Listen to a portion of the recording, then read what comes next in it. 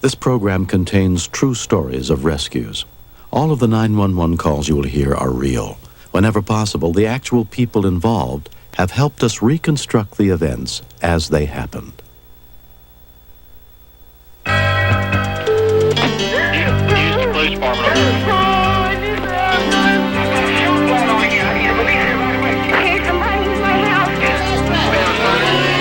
This is 911. Do you have an emergency? The motor vehicle accident. Chesterfield Emergency Service.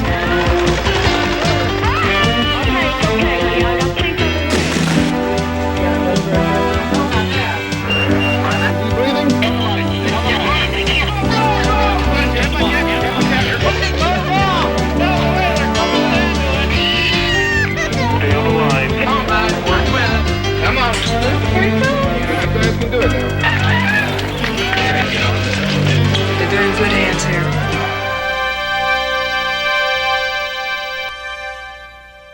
The wildest parts of nature fill us with wonder, but sometimes their majestic beauty can be deceptively deadly. I'm William Shatner. Tonight, true stories of swift actions and kind hearts on Rescue 911. We begin on May 1st, 1986, as a group of travelers were enjoying a 5-day canoe safari through the remote jungle of Zimbabwe, Africa.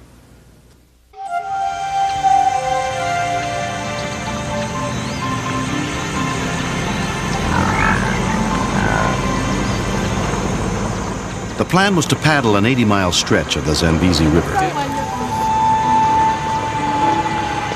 Their guide, Simon Silcock, had led more than 50 expeditions in the area. The Zambezi runs through two fantastic game parks, and they are both totally virginal bush. It is not unusual to camp and actually to have an elephant come and put his trunk inside your tent. Okay guys, let's get the boats in the water. 19-year-old Rupert Novus was on a year-long trip through Africa after finishing college back home in England. There was nothing difficult about the actual canoeing itself. It required a quick 1-minute lesson from Simon when we got in for those particular canoes, and then after that away we went. Oh, very well. This looks lovely. We were going through the middle of nowhere. It was gorgeous.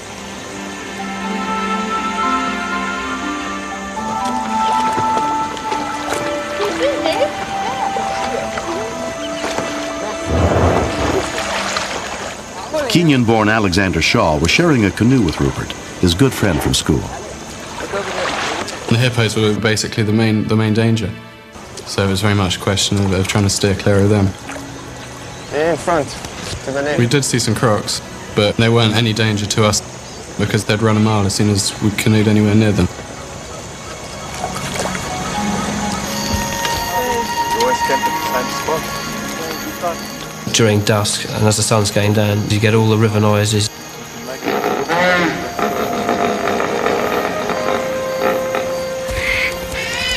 It was great. It was sort of an orchestra in itself.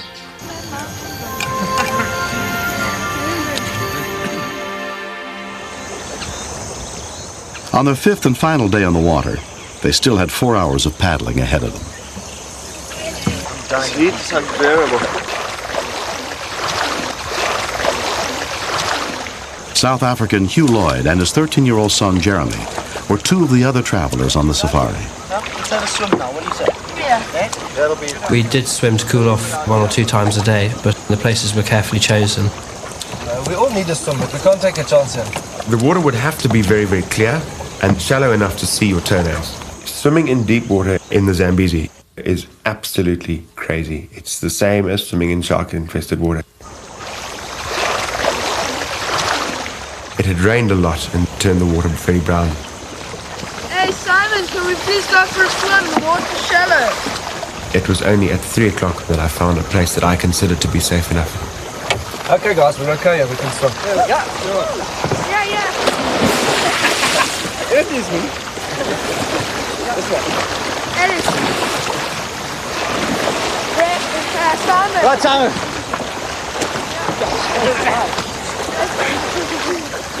Yeah, Jeremy. It was very, very relaxing. And we slowly drifted down the river with the canoes. Simon.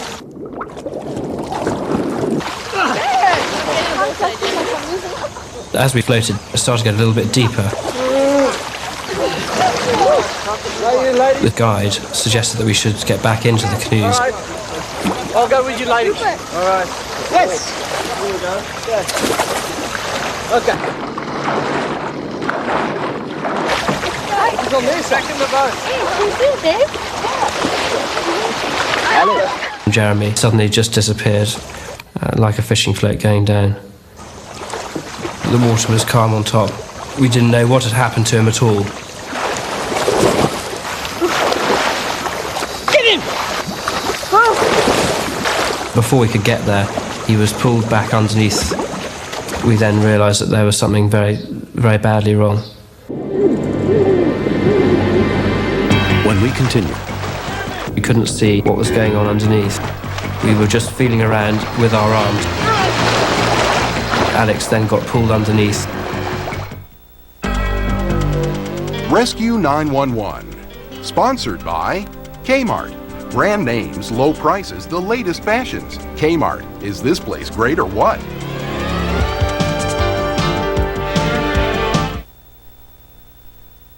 There's a new collection at Kmart. It happens to be all mine. But it's really all mine. I love the belt loop. It's what you want to wear. Oh. I know that because women talk to me all the time. I tell her, she listens. I love the detail. I love the embroidery. I'm proud of my whole collection because of how great my clothes look on. On me. Kmart gives me the freedom to design what I want, what I feel is right for women today. Where can I find clearer, radiant, younger-looking skin?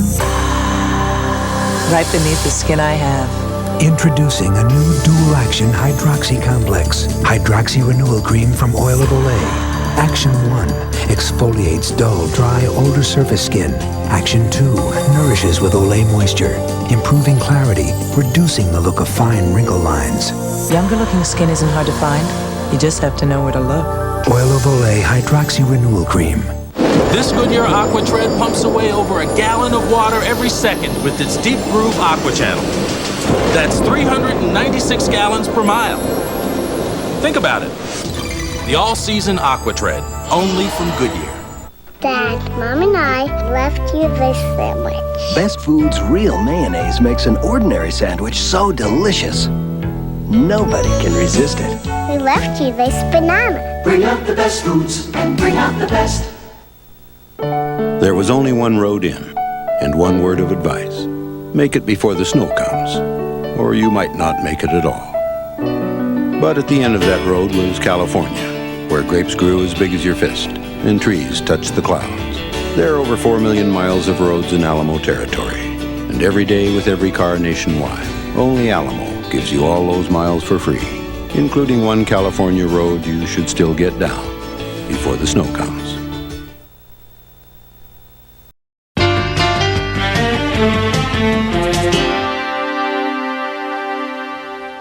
On a canoe safari in the African jungle, 13-year-old Jeremy Lloyd was attacked by a 12-foot crocodile while swimming in the Zambezi River.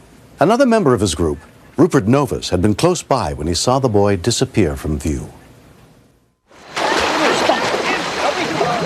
He didn't scream. He didn't have time to. I was a bit confused as to what was happening. Was it a game? Was someone having a water fight?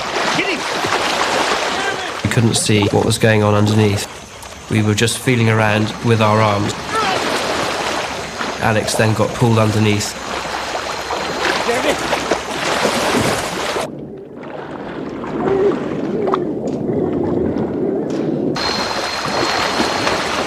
I located Jeremy and I just pulled up as hard as I could.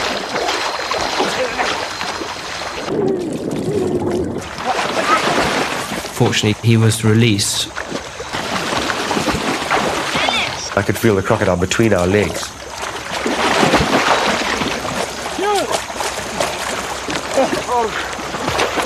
We were all just frantic to get out of the water. Help me! Help me get in the boat! Right, yeah. This was the first time I got a proper sight of Hugh's arm. It had been bitten off from the elbow downwards. We started to sink back into the water, I knew that I had to do something about it. It's probably the fastest I've ever swum in my life. Alex had his arm very badly broken. I had teeth marks all around my wrist. But the whole incident had focused around Jeremy, and the very fact that he was alive was the saving grace of it. Anything after that was small fry. Our major concern was the likelihood of them dying from loss of blood. It's an awful feeling knowing that you are 150 miles with no road from any hospital.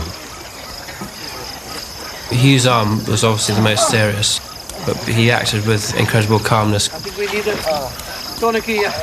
He was totally handling the situation. Get some pressure pads on him. He was quite extraordinary. His mental condition was fantastic, but it wasn't going to keep his physical situation going. Hey, Jeremy. Jeremy had been bitten on his arm, which was looking quite mangled. He said, "Just somebody tell me this is a nightmare." The nearest help was at the Monopools Game Preserve Station, 5 miles away through the bush. We knew that we had to somehow get the injured down to there, but we didn't know how we were going to do that. I saw a white thing on the shore directly opposite us. Look across there on the other bank. I was thinking, white is man-made. There's nothing white in the bush. Is that a car? That's it. Let's go. Let's go. It was indeed a Land Rover. It was a very fortunate set of circumstances because it was the first day that people had been allowed into the parks for 6 months. You come down and help us. We were very concerned because we were a long way away from being able to get proper help. We didn't necessarily have that sort of time to play with. Because there was no medical facility anywhere near, Jeremy and his father were taken to Monopools, where they could radio for help. Rupert stayed behind with his injured friend Alex to wait for the next trip. That sort of stuff, because... Simon! Gordon, we need help here. We've got 2 people taken by a crook. Okay, I'll try and get a plane. Simon, is it? I'm a doctor. There happened to be a doctor who was signing in to come on a camping trip. I've been happy to see people in my life before, but that guy I was delighted to see. Hugh Lloyd was weakening. He was going white. I think shock was probably setting in. And Jeremy had gone very, very quiet, which is always a bad sign.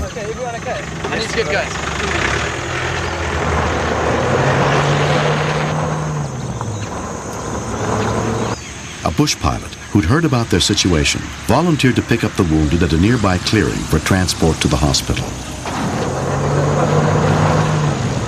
Hugh and I actually ended up crying most of the way, quite honestly.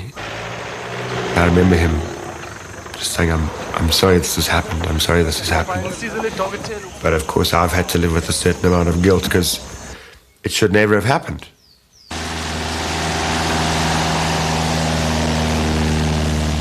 Hugh Lloyd and his 13-year-old son Jeremy were flown 300 miles to the capital city of Harare, where they underwent surgery at Parapanitwa Hospital.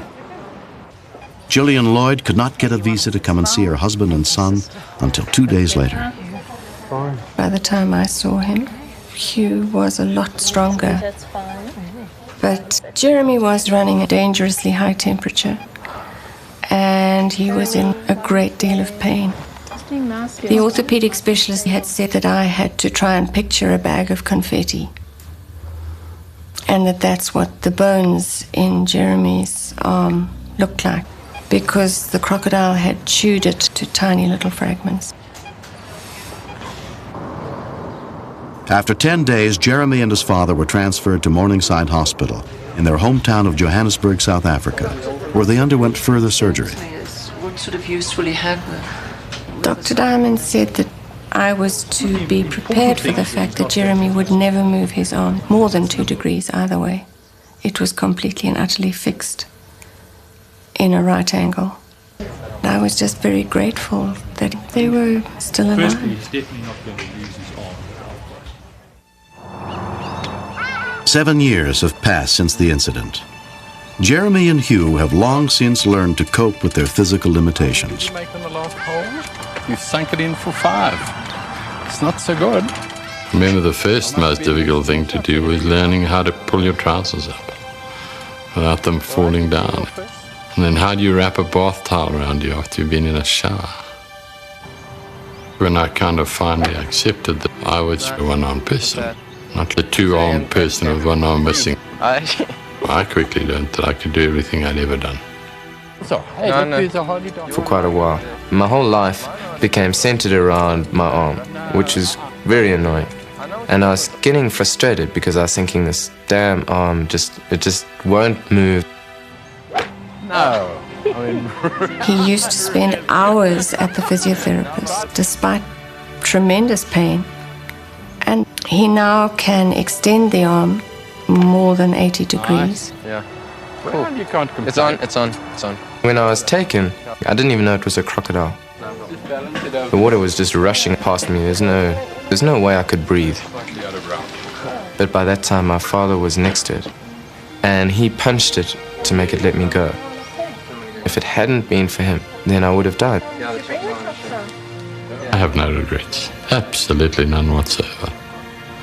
It's the only thing I could have done. It wasn't a matter of choice. Yeah, amazing. Hey, look at them over there. Alex and Rupert could easily have made sure of their own safety, and they didn't. They stayed and they helped, which demanded enormous bravery and enormous courage. I lived in that country for most of my life, and most people who are taken by a crocodile are never seen again. Look at zebra and goodies over there.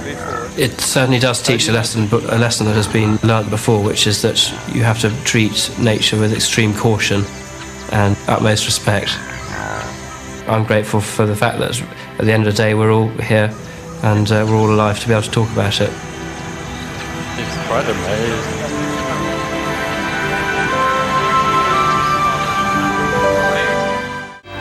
Next.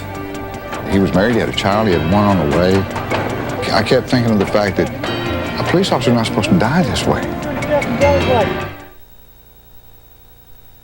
I'm in Kmart to pick up my pictures, but something just caught my eye. Something I can picture in my bedroom. And flowers to match the patterns for the bedroom. You have to have a good eye to take pictures. And I picture this in my living room. I know, my pictures are ready. But I'm not. Is this place great or what? Could we ask you a personal question? Is your mouth really clean? It's clean enough. Clean? I brush. Is your mouth clean enough to kiss someone? Kind of kiss. Well, I brushed. If you want your whole mouth clean, you want Scope.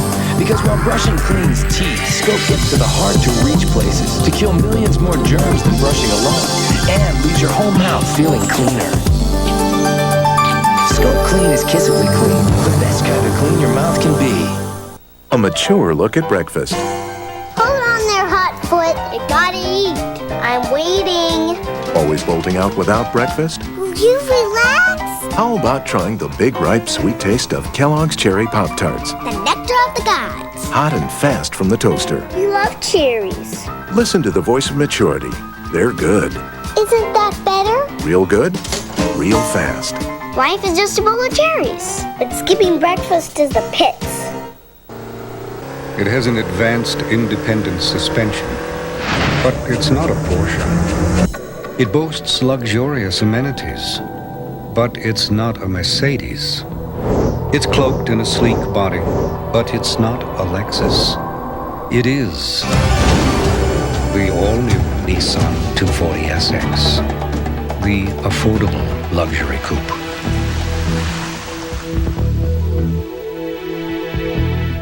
Like Walter Cronkite and Lucille Ball, Jackie Gleason and Mary Tyler Moore, Charles Kuralt is a television legend. Savor him one more time, Wednesday. As she journeys into womanhood, she must choose between romance and friendship. You came here to teach, Miss Huddleston, not to get a husband. A special 2-hour presentation of Christie, Thursday. When alcohol is being served, please, we all have a social responsibility to encourage moderation and to choose a designated driver before any drinking begins.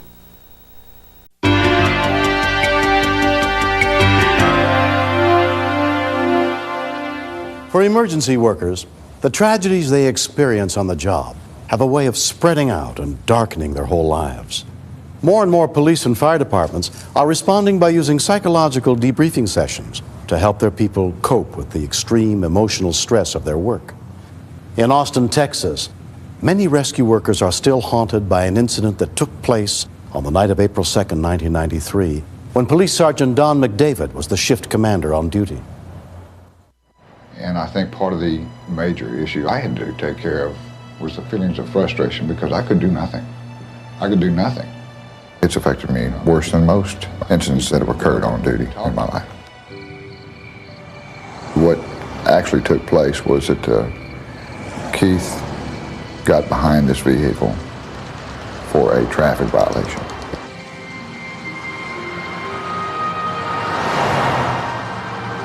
The driver of the vehicle decided not to stop, decided to run.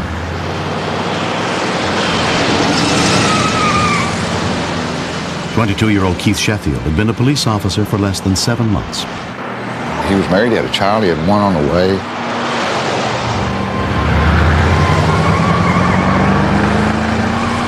I kept thinking of the fact that a police officer is not supposed to die this way.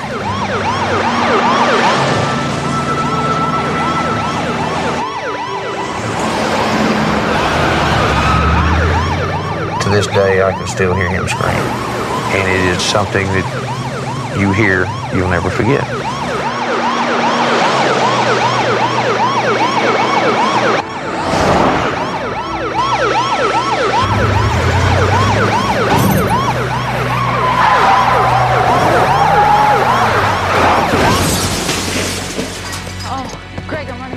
I just heard a big kabang, and I just thought, oh no, the officer's been hit. Lauren Newman lived just a few blocks from the site of the accident. Oh my God. When I saw the blood seeping out from his nose and his mouth and his ears, someone call for help! I was extremely terrified. I had never been in a situation like that before, and I don't wish that upon anyone. EMT Ken Saunders and his partner were the first rescue workers on the scene. We knew it was an officer from our sector by the markings on the car. And with the damage, that really escalated that personal apprehension. Okay, don't move. He's basically covered in blood, and at first I didn't recognize him. Austin Fire Captain Mike Van Blaricon showed up soon after. He was pretty well crushed into the seat. Pinned across his lap and altered, got a head injury. The encroachment into the interior compartment of the car was incredible. Joe, I can't see him from like mid-thigh on down. I knew we had an extensive extrication ahead of us, and time was critical. You hear me? You're okay, bud. Sergeant Mike Phillips was the first police officer to arrive. Anybody witness this collision? Police officers are supposed to be in control. In this particular instance, here a very young officer was that I happen to know. He's trapped in a vehicle. He's flailing with one arm, and he's screaming and screaming and screaming. And in the face, he looks a lot like my son. Okay, just relax this arm a bit for us now, bud. I got the cup already pumped up. Send me back to KBO! Head injury patients are oftentimes combative. Really fighting. It took everything that my partner and I had just to restrain the arms. Talk to the hospital about getting some sedation. Instinctively, he was fighting us because he thought we were some sort of aggressors. He was trying to pull his gun out of his holster with his right hand. Let's get one of the officers in here to get the gun out. We got a shotgun in here, too.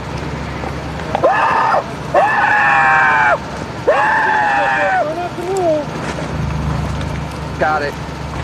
Okay. We got the service. I need an officer for his gun. Lock it up and put it in the back of my car. Just relax. It affects me anytime you go to a scene, but it affects me more if it's someone that you know. It's Keith Sheffield. They're trying to get him out of the car now. Keith was energetic. He had his whole life ahead of him, his whole career ahead of him. He was screaming. I mean, his blood-curdling scream. I reached inside and I grabbed him by the arm, and he looked at me like he didn't know who I was.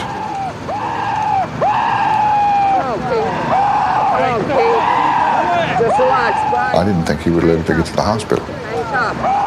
We're getting you out of here, okay? Sergeant Phillips was behind me, came up behind me, and he could tell that I was having difficulty dealing with the situation. And he said, Mac, back off a minute. You're too close to this situation. And I said, I don't want his wife hearing about this on TV. I said, I'm going to go get his wife. I got to go tell his wife what's going on. Take her to Brackenridge.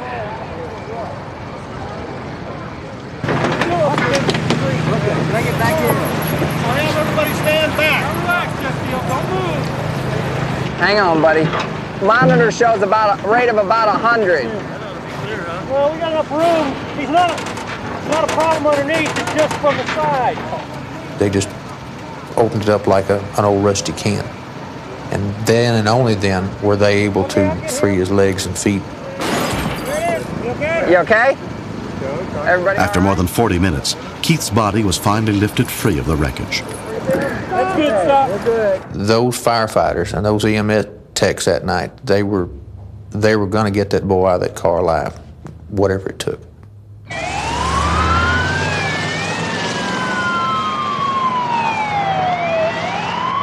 There was no way to get the helicopter into the area, so we blocked off all the intersections just to allow that ambulance to run straight to Brackenridge.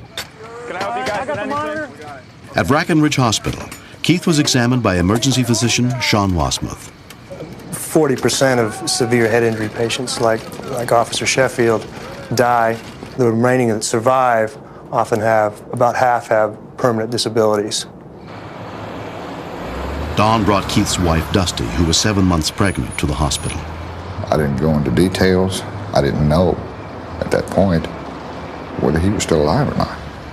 Sergeant McDavid, as he's driving me there, was telling me that, he's real critical and they don't know if he's going to make it, and I just didn't hear any of that. He's stable at this time, but he's critical. When I walked into the emergency room and just saw him laying flat on his back, he didn't look like Keith, he looked dead. You bagging? I'm bagging. Let's go. Fortunately, he had no other life-threatening injuries except for his neurological injury. He was then sent to the intensive care unit. At that time, we were playing a wait-and-see game. Keith was in the coma for 12 days. 12 very long days. Keith, the nurse told us she could do something for us today. She told me you did a hook 'em horns for her. You gotta show us. Keithy? Come on, babe. It was great to see him move and wake up. I knew you could do it. 8 months have passed since Keith Sheffield's accident. When I first went to the rehab center, the doctor with his first evaluation there told me that it would probably be 6 months to a year before I could get back to a desk job. Oh, they're way down there. And I told him, no way, I can't do it. I said, if I'm not back at work, I'm gonna go crazy. I've got to be at work. And within 2 weeks, I was back at work. Way off. Whoa. I honestly didn't think that he ever would come back to work as a police officer. I was proven wrong. I learned a lot by it. I learned you can never count anything out until it's over. I didn't believe that Keith was going to live. I mean, Ann Hutchison is a stress debriefing counselor. The problems that EMS police officers face if they don't get a chance to deal with the impact of their calls on them is high rates of suicide, high rates of divorce, high rates of drug and alcohol abuse, feelings of isolation. See what the birds need. You think that's enough? Enough? Yep. Okay. Watch them so they don't fly out. Before you see your kids and you think how much you love them, but it just doesn't really go down deep until something like this happens, and you worry about what would happen if you weren't there. I really tried to make every moment I have with him the best one. Okay, what's the ball? The driver of the speeding car was subsequently arrested and charged with evading arrest. Go! All right, let's go get it. I'm real proud to work for the Austin Police Department. It means a lot to me, more so now than it ever has before. I'll never forget what everybody has done for me, and I hope to return it to somebody else that needs it someday. Did you have a good day today? I'm really glad he's going to be around to watch our kids grow up. Don't kick her. And I'm planning on spending the next 50, 60 years with him. So I just thank God that he came out of it so beautifully. I'm just going to church. Have a good day. Spend some time. Next. This is a very bizarre call. I wondered how she got the phone when she told me she was calling me from her tree. You are stuck in a pine tree. They say that patience is a virtue. It may not sound like much, but when that reward finally arrives, it's often worth the wait. McDonald's California Deluxe. 2 juicy beef patties, a slice of onion, a fresh leaf of lettuce, cheese, tomato, and tangy California sauce. Plus, large fries and a medium Coca-Cola Classic for just $2.99. And for breakfast, a delicious sausage McMuffin with egg is just 99 cents. Wow, this is a great spot. What you want is what you get at McDonald's today. I just got this new job. I like it. I'm making more money, so I have to dress nicer. You see, I have 2 goals. One is to not spend all the extra money on clothes for this job, so everything I have on I got at Kmart. I like it, it's mine. And my second goal is to not have this job for very long. Huh? It's to have his. Is this place great or what?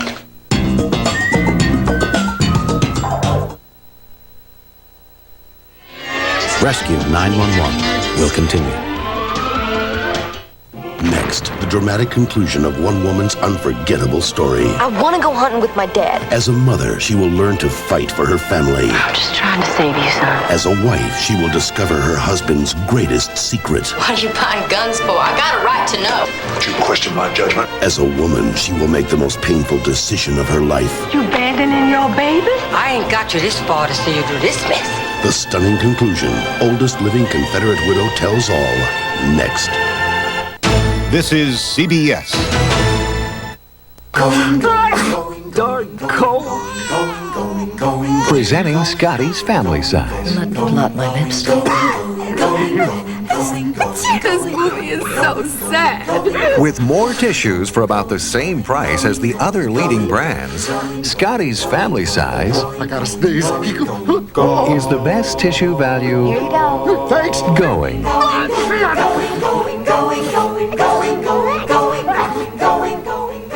Raindrops on roses and whiskers on kittens. The all-new Mitsubishi Galant, filled with thoughtful details. These are a few of my favorite things. Buy a new Galant ES with automatic transmission and air conditioning for $750 down and $199 a month. These are a few of my favorite things. The affordable Galant ES offer, perhaps the most favorite thing of all. A Tijuana standoff between police and police. A live report at 11.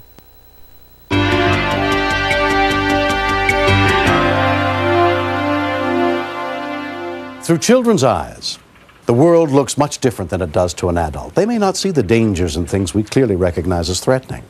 And their reckless sense of fun is enough to drive some parents up a tree, as Jack Lenhart and his wife Marie Elena found out on the night of October 16th, 1993, at their home in Millville, Pennsylvania.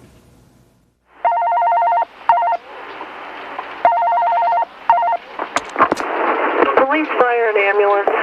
Yes, I have an emergency. I'm stuck in a pine tree with my son, and we can't get down.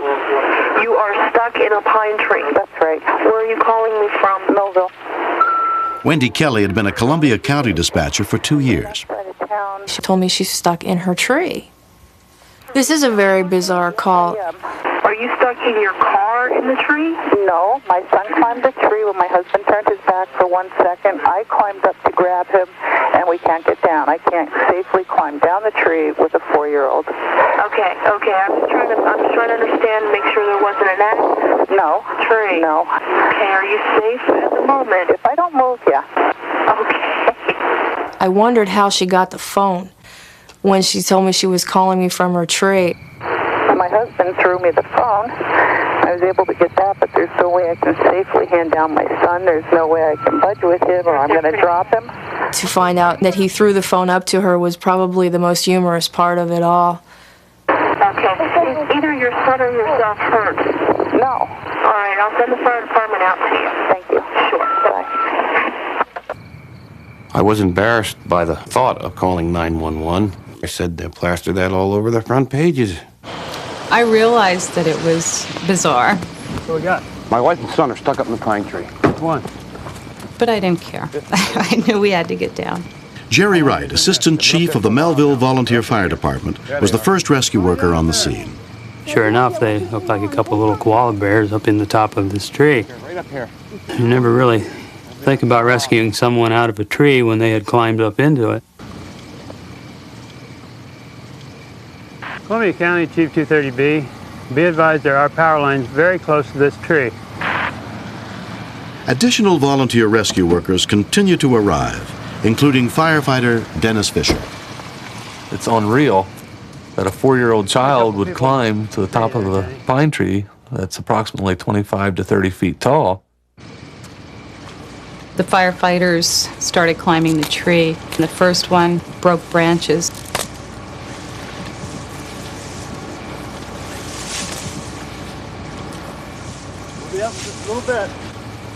I was very, very nervous that with all these people up there, I thought they were all going to start coming down. Just hold on. We'll be right there. Hang on, honey. Okay. Be there in just a little bit. We just did everything very slow, nice and easy, up to them. Just hold on. Okay, they're here, Jackie. We got a fireman helping us, honey. Hi there, bud. How are we doing? Look who's here. When the first firefighter climbed up to us, I was really relieved. Okay, we didn't use a ladder because there were so many branches in the tree. It would have been virtually impossible to get a ladder into them. You got him? Yep, we got him. So we decided to form kind of a human chain and pass the little boy down one person to the next until he was down on the ground. Doing okay? Got him? Nice and easy. Okay? Okay, so let him right below you to kind of knock down on me. Okay, there you go. I got him! After all this was said and done, I was very happy that we did call 911. And even though it might have been a little bit embarrassing, I needed the manpower and I was happy to see them. And they did an excellent job. Who are those nice guys? Firemen. Firemen? I like the firemen. They rescued me out of a tree. The firefighters asked me if I wanted help to get down, and I told them no, that I would climb down. But it was a lot harder because my knees were shaking. Mommy's coming. Mommy's down. Mommy's coming. Everything's all right. Here's Mommy. There you go, okay, Mom. sweetie? It was like a big weight off my shoulders. The whole thing was, it's like I was in a Twilight Zone. Finally got you down, huh? Yeah. You okay? I want to climb that tree again. Over the years, we have received many calls where people have called the fire company when they weren't sure if they should or not. And we never mind being called. We'd rather get there and not be needed than not arrive at all and be needed. There we go, Jackie. There they are. Fishies are. 4-year-old Jackie escaped the incident without a scrape. Here we go, Jackie. Look at that. He's curious about everything, and unless my husband and I tell him specifically that something is very dangerous, he has very little natural fear. We never warned him about trees. Oh, boy, Jackie, that's a big worm. You can't watch a kid enough. You got to watch him like a hawk, because they'll always find a way to get in trouble. I think he learned his lesson, but I haven't tested him yet. Of course, I do not want to go through this again. Jackie's still the same today. He's probably looking for another tree.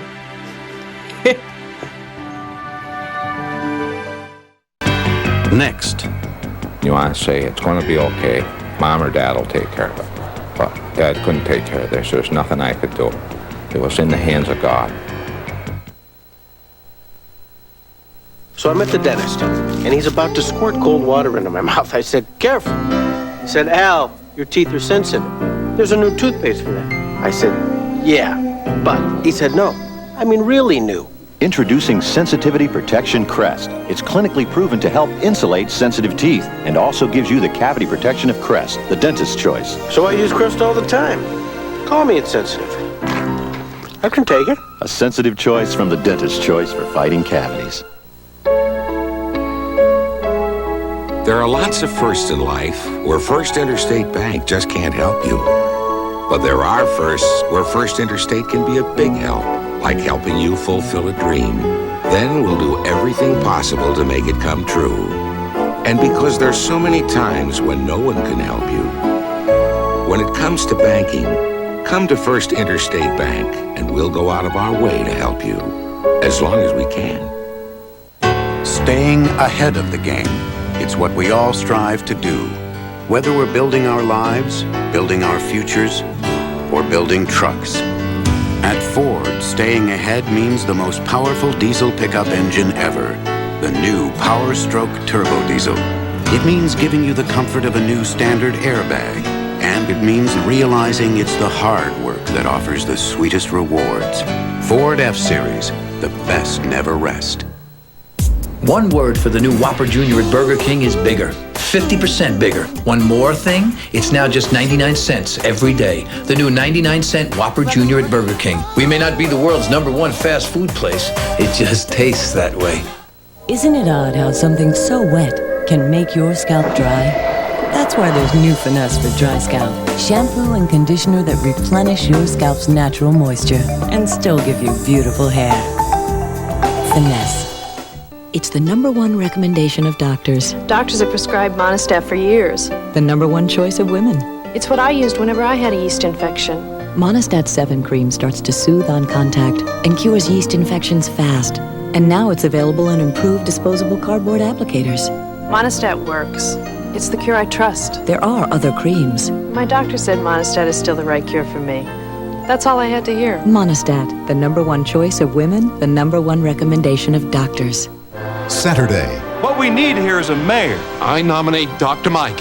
Politics is bad medicine for Dr. Quinn Medicine Woman. Then, Oksana Bayul, Elvis Stoico, and Nancy Kerrigan, A Night to Remember, Artistry on Ice. Following Dr. Quinn Medicine Woman Saturday. Relive his greatest illusions. Discover why he dared the impossible. With special guest Claudia Schiffer. The David Copperfield 15th Anniversary Special, Thursday, May 12th.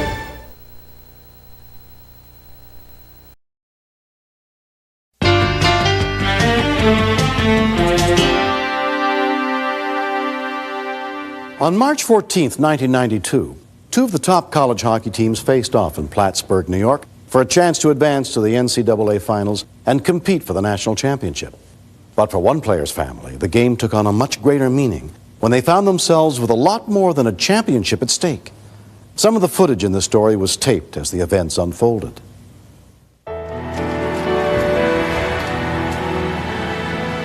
Ice hockey has the potential to be very, very dangerous. There's a lot of collisions, hitting ice, hitting the boards, hitting each other, and sometimes at a very high rate of speed. Need everyone helping each other out tonight, work hard. One of the up-and-coming players on the Elmira College team was 21-year-old center Michael McNamara, number 18. Michael is their only son, and he's just been such a big part of me. Because he's a son that will come up and put his arm around you and say, I love you, Mom. Dolores and Mike McNamara had driven 100 miles to see their son Michael play that night. There was nowhere to sit. It was packed. So we were way up high. It was so crowded. I couldn't sit with the rest of my family. The air was just full of great anticipation of what a great contest it was going to be. The coach of the Elmira team was Glenn Tamaris. We got out early, put a lot of pressure on Plattsburgh. Scored a goal to go up 1-0. John Oliphant was the Elmira athletic trainer. And then gradually Plattsburgh had picked up a couple goals on us.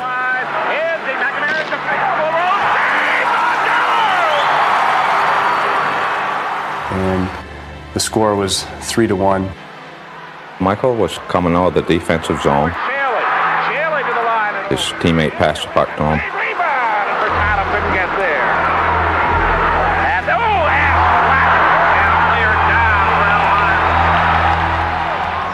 It was a clean check, but it was one of the hardest hits I've ever seen. He didn't even make any attempt to try to get up. And then all of a sudden it gets real quiet in the arena, like that people sense that something isn't right.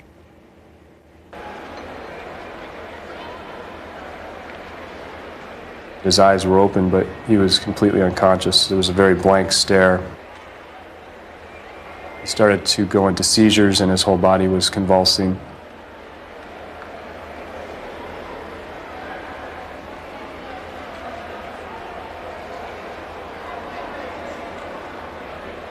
The Plattsburgh medical team came onto the ice, including Director of Sports Medicine, Dr. Merritt Spear. Within a very few moments, he was not breathing.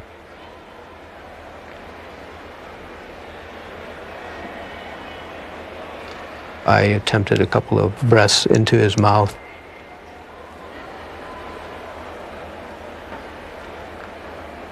But within a very few seconds, we couldn't feel a pulse.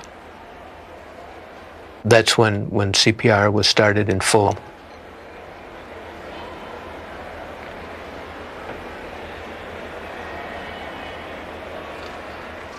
I realized they were giving him CPR, and then I was just in a state of complete panic.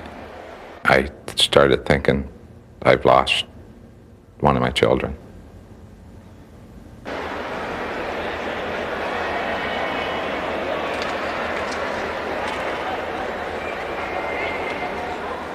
Peter Fiola had been friends with Michael since their freshman year.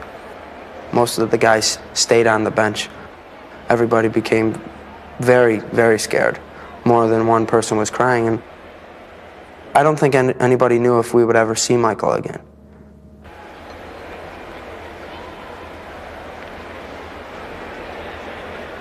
It seemed like an eternity when we were out there, but suddenly Mike's pulse came back. I stopped doing the rescue breathing, put my head down, and could see that Michael was breathing again on his own. But because he didn't regain consciousness, I wasn't sure whether this was a real temporary thing. Neurosurgeon Soham Patel happened to be at the game that night.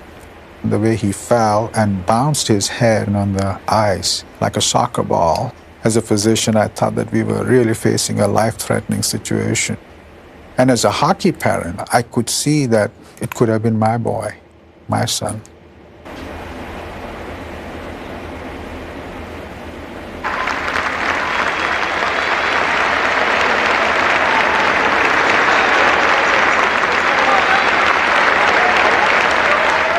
Just as I got there, he was coming through the gates of the ice rink.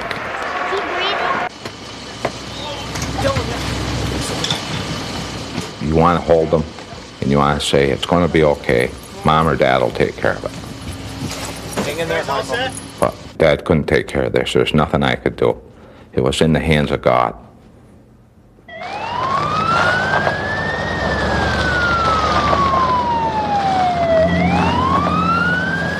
21-year-old Michael McNamara was taken to Champlain Valley Physicians Hospital, where Dr. Patel was on call. In the emergency room, I did the full detailed neurological examination. He seems to be very restless and agitated. He's posturing. I told Michael's parents that I was going to treat him as if he was my own son and make sure that he has all the chances in the world to make full and total recovery. His dad and I were standing there and we kept saying, Michael, you're going to be okay. I love you, Michael. But there was no response at all. I'll never forget it. the CAT scan showed that Michael had sustained a fracture of the skull on the left side. The concern was, is he going to develop swelling of the brain? Is he going to develop recurrent seizures? The days that followed Michael's accident were long and trying. His sisters were all there. You would talk to him and touch his hand, and he wouldn't respond. I thought about the fact of him dying. It was very scary. I care for my brother very much, and I look up to him and respect him.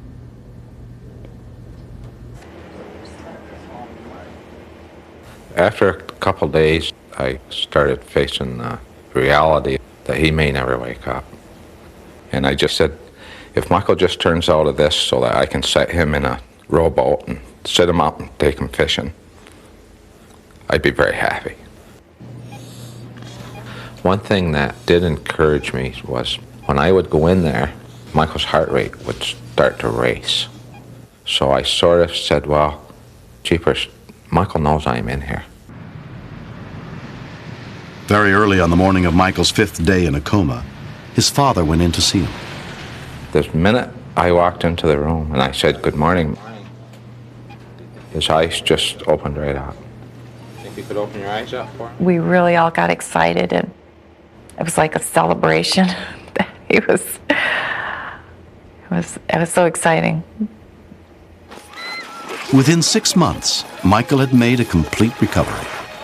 I don't remember the hit at all, but hockey's a rough sport, so I have no blame. I think you just have to take it in stride, and you never can realize when things are going to happen like this, so you can't really blame anyone. I realized that I was fortunate that I didn't die right there on the ice, that I had no permanent brain damage. I thank everyone that made it possible today that I'm still here.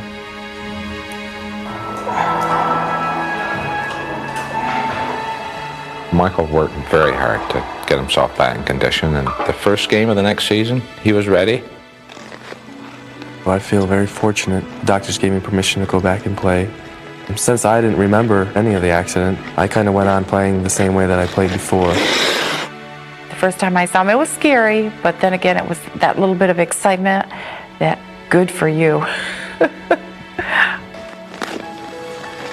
The following year, the Irish hockey team went to the Final Four. I'm proud of Michael and the way he's recovered, but it's the kind of young man that he is that makes me the proudest. Knowing that Michael is well today, there's nothing that I want now. All my 5 kids are healthy, happy, have done well. I think anything from here on out that I get is extra.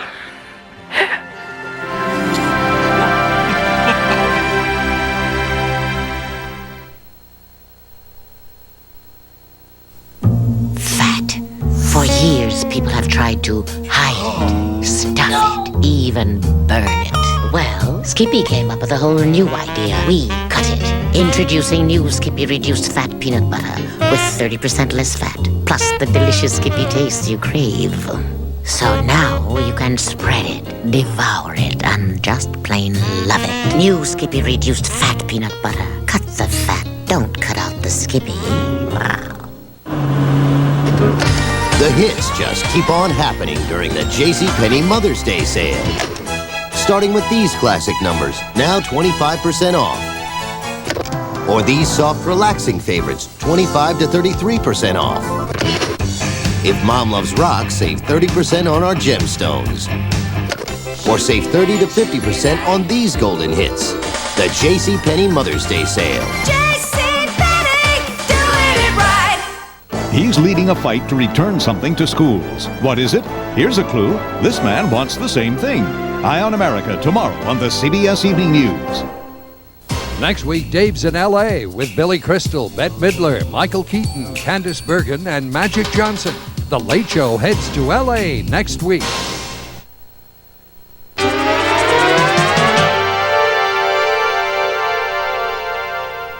It's important to learn basic life-saving techniques.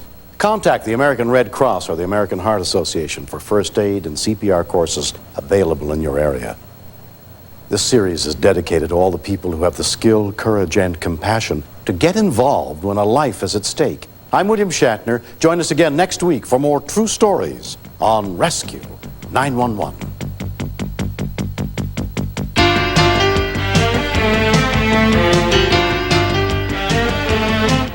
In support of National Safe Kids Week, May 8th to 14th, CBS and Johnson & Johnson invite you and your family to watch a special episode of Rescue 911 focusing on childhood safety. Next week, find out what to do if your child is the victim of accidental injury.